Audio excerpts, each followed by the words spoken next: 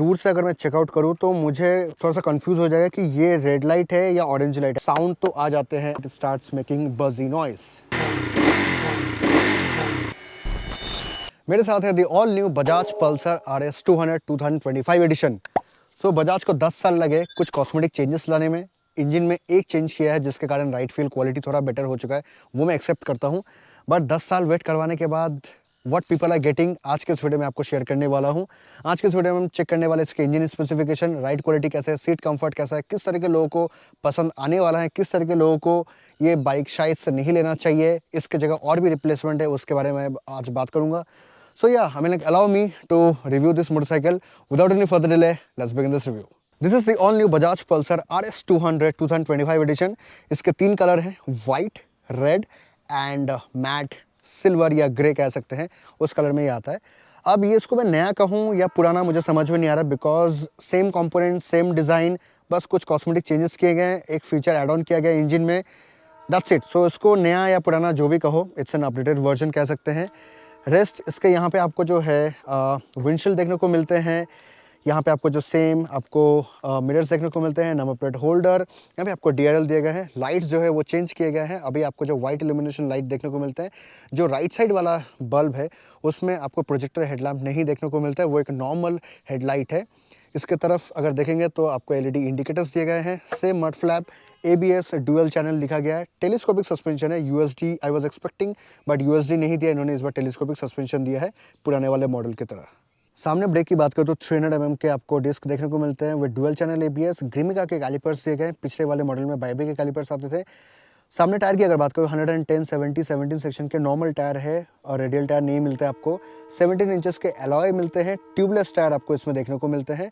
Rest अगर मैं इस तरफ दिखाऊँ तो यहाँ पे आपको बड़ा सा रेडिएटर देखने को मिलता है, जो कि RS 200 क्योंकि लिक्विड कूल्ड इंजन, तो यहाँ पे आपको रेडिएटर देखने को मिलता है, प्लस यहाँ पे जो हॉर्न दिया गया है। If I talk about the fairing, chassis, everything remains the same. अभी इंजन की बात करें 199.5 cc 24.1 bhp and 18.7 Nm of torque, liquid cooled engine आता है 6 स्पीड गियरबॉक्स के साथ। इसमें आपको मिलता है स्लिपर क्लच, तो ये एक एड ऑन इन्होंने किया है, स्लिपर क्लच दिया है। उसके अलावा brake levers, pillion footrest वगैरह सब कुछ सेम है। सीट जो है थोड़ा हार्डर साइड में है, एटलीस्ट पिलियन के जो सीट है वो ज़्यादा हार्डर है एज़ कम्पेयर टू राइडर। यहाँ पे आपको जो टैंक ग्रिप दिया गया है, टैंक की बात करें तो 13.1 लीटर का आपको टैंक मिलता है। Mileage company claims 35 kmpl but it depends how you ride. Pulsar का बैजिंग ये फुली जो है अभी ये प्लास्टिक फाइबर है, इसके अंदर जो है आपको मेटल टैंक मिलते हैं। उसके अलावा अगर सीट हाइट की बात करें, that is the most important part, जो कि है 810 mm, मतलब 810 mm का आपको सीट हाइट मिलता है। जो लोग 55 56 वाले हैं उनके लिए थोड़ा स्ट्रगलिंग रहेगा। जो लोग 57 58 वाले हैं they can go, but 58 plus they can make a flat foot. यहाँ पे जो है आपको एग्जॉस्ट जो है सेम एग्जॉस्ट मिलता है, साउंड काफ़ी अच्छा है, मैं आपको सुनाता हूँ।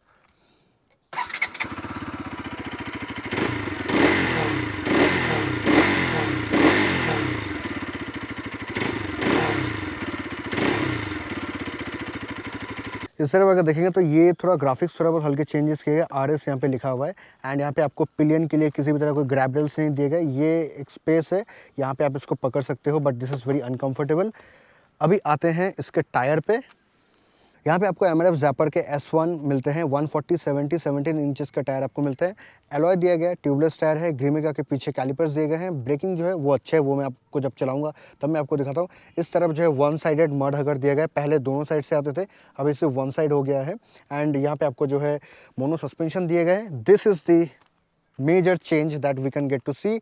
यहाँ पे आपको जो है टेल लैंप इधर ही इंटीग्रेट किया गया है और इंडिकेटर्स भी इधर ही दिया गया है।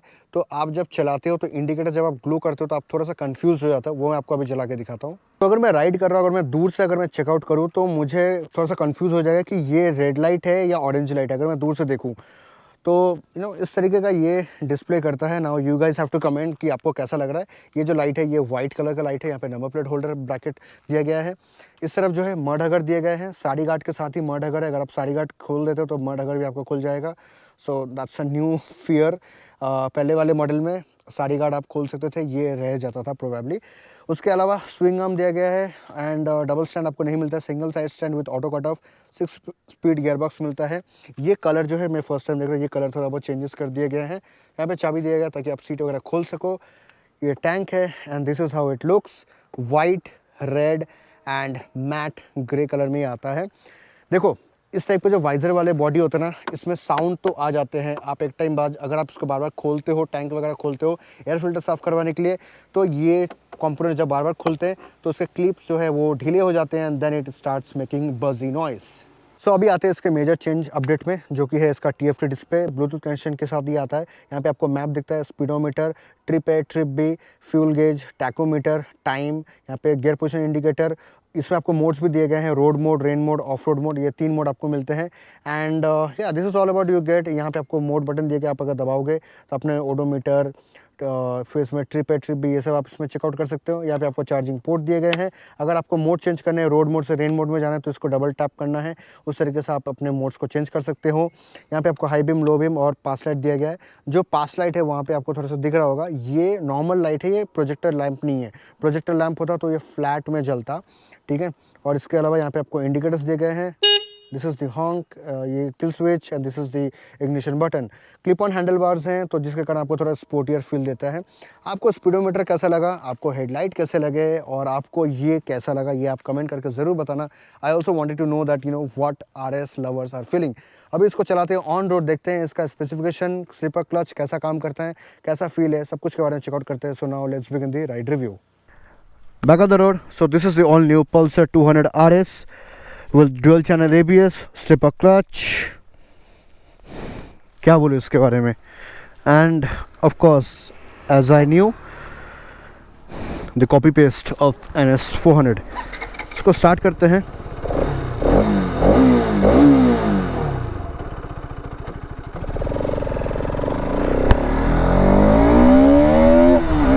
इनिशियली बहुत अच्छा खींचता है, 10,500 RPM तक ये जाता है।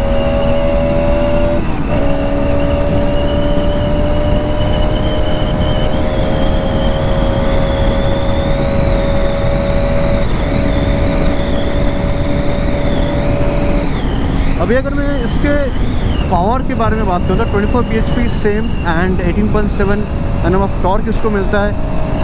जो सीसी है वो भी सेम है, बस पे ऐड ऑन हुआ है वो है स्लिपर क्लच।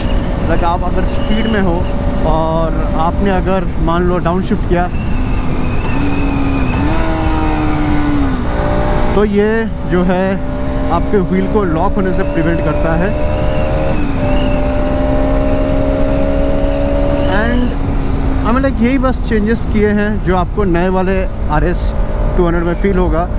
जो I mean like I'm not understanding that like one should go with this for this reason, या फिर जिसको RS पसंद है उसको लेना चाहिए।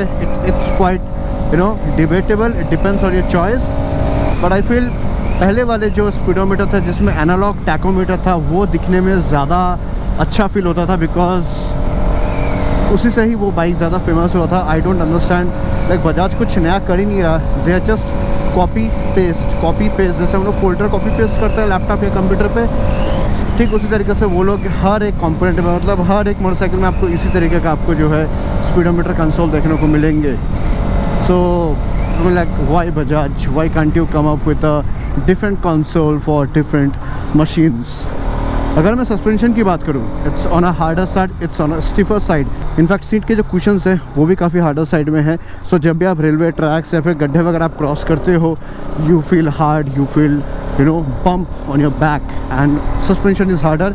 इसका एक फ़ायदा है कि आपको अच्छा कॉर्नरिंग एबिलिटी मिल जाता है। डाउनफॉल ये है कि आपको जो हिप है उसमें बहुत ज़्यादा प्रेशर फील होता है। Now getting back to the handling is very sharp, very crisp, अच्छा हैंडलिंग लगा मुझे। एंड हैंडलिंग ऑफ कोर्स अच्छा इसलिए बिकॉज वही जैसे कि मैंने आपको कहा कि जो सस्पेंशन है उसका स्टिफनेस होने के कारण आपको एक जो स्ट्रेट फॉरवर्ड मूव मिलता है। आप चाहे कि कैसे भी आप कॉर्नर करो, आपको जो है उतना मतलब बाइक आपका ऐसे वॉबल नहीं करता है। Now if I talk about the braking are the same जैसा आपको पुराने RS 200 में मिलता था, ठीक उसी तरीके के आपको ब्रेकिंग मिलते हैं सामने पीछे दोनों में। आपके यहाँ पे दोनों में आपको जो है डुअल चैनल ABS मिल जाता है, which is a good thing. हम लोग पहले भी RS 200 पे आता था, बट NS 200 में नहीं आता था। बाद में उन्होंने डुअल चैनल ABS ला दिया, और स्लिपर क्लच पहले NS में आया था, फिर RS में आया।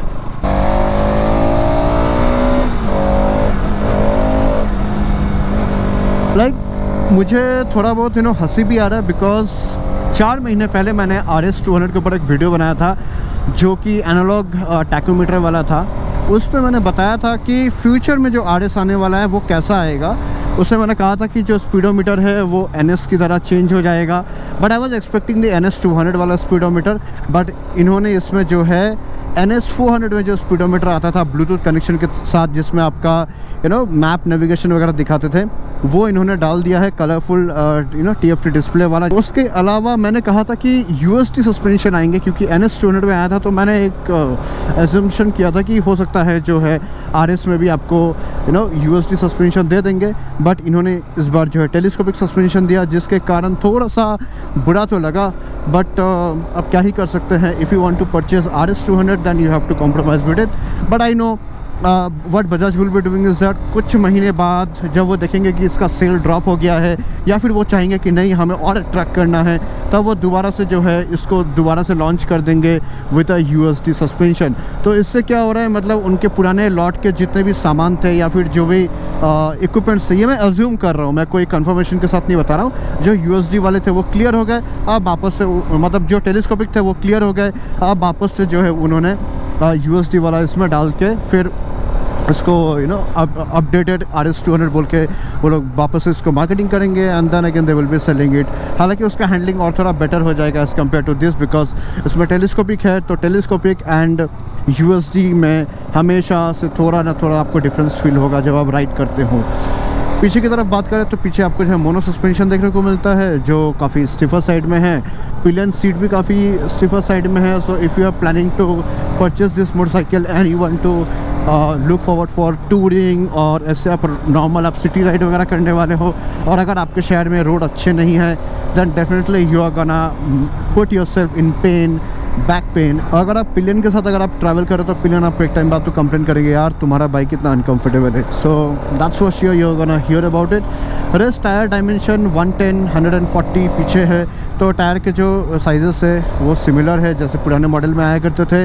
अभी अगर मैं क्लच की बात करूँ तो स्लिपर क्लच होने के कारण आपका जो ये क्लच जो दबाने का जो एक्सपीरियंस है, प्रेस करने का जो एक्सपीरियंस है, वो काफ़ी स्मूथ हो गया, बहुत ही सॉफ्ट फील होता है, और आप ऑफ कोर्स डाउन शिफ्ट जो है अग्रेसिवली कर सकते हैं, जिसके कारण आपके गियर बॉक्स में ज़्यादा प्रेशर नहीं आएगा। तो स्लिपर क्लच इन्होंने जो ऐड ऑन किया है वो अच्छा लगा। बाकी पीछे का जो टेल लाइट है, oh my God, honestly speaking it looks good, but when you ride it on road you get confused कि ये लाइट क्या जल रहा है, लाल में अचानक ऑरेंज कहाँ से जल रहा है, तो वो थोड़ा सा कन्फ्यूजन हो जाता है। Rest, what else do I have to talk about the motorcycle? The body balancing is all same. I mean, like it's all the old RS200. Only the cosmetic changes that they have done, and engine में change जो किया हुआ है, slipper clutch. Rest, I feel beaters are same, handling is same. देखो मैं आपको पहले बता दूँ कि RS200 एक ऐसा मोटरसाइकिल है जो NS200 का ही इंजन को बोरो किया है, या आप कह सकते हो वाइस वर्सा है। RS200 NS200 दोनों के इंजन वाइस वर्सा ही है, बस आपको NS जो है नेकेड स्पोर्ट में मिल जाता है, और RS जो आपको रेस स्पोर्ट्स में मिलता है। रेसिंग में क्या हो गया, आपके हैंडल बार से थोड़ा अलग टाइप के क्लिप ऑन हैंडल बार्स हो जाएंगे, आपका जो बॉडी स्टांस है, जो सीटिंग स्टांस है, वो थोड़ा सा झुक के हो जाएगा। वैसे टॉय ट्रेन ऊपर रुका हुआ है, तो बहुत लोग पूछते होंगे ना कि ये ट्रैक क्या चीज़ का है, तो वो टॉय ट्रेन का है।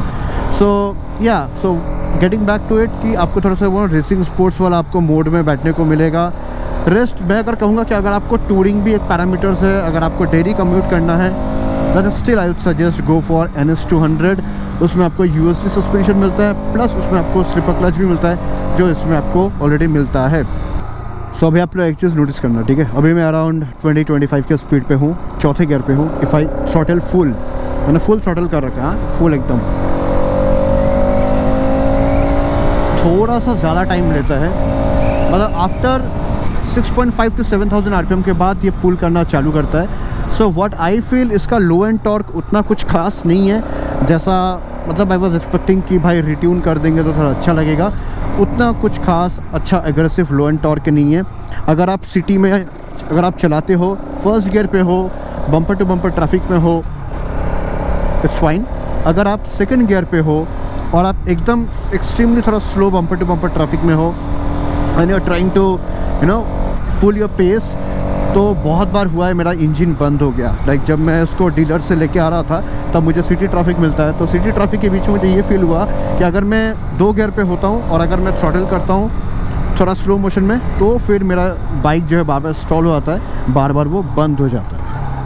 तो ये LED प्रोजेक्टर हेडलैम्प है, और अगर मैं ये करूँ तो ये नॉर्मल लाइट की तरह ग्लो कर रहा है। तो राइट वाला जो हेडलाइट है वो हाई बीम के लिए दिया गया है, वो आपका एक नॉर्मल बल्ब है, करेक्ट। दोनों ही प्रोजेक्टर जैसा दिखते हैं but they are not projector. The right one is light illuminating headlamp.